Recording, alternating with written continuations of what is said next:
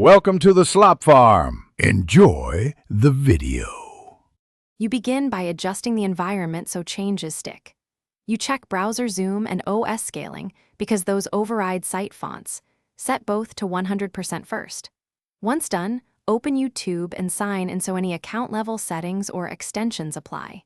Then, open DevTools F12 to preview font size changes live. This shows how CSS tweaks will behave.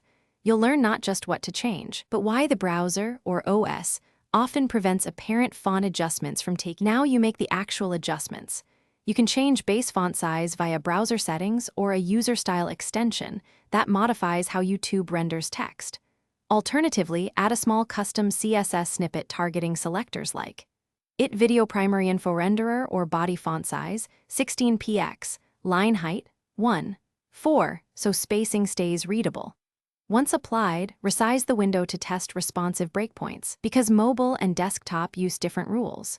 Make sure to clear cache and refresh. Finish by saving your customizations and exporting or backing up settings so you can restore them later.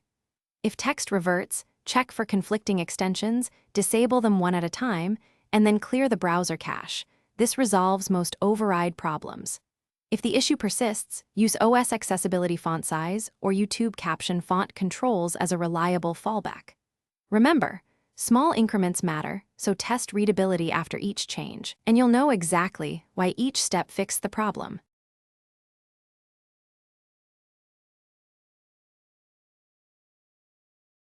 Thanks for watching. Consider subscribing if we helped you today.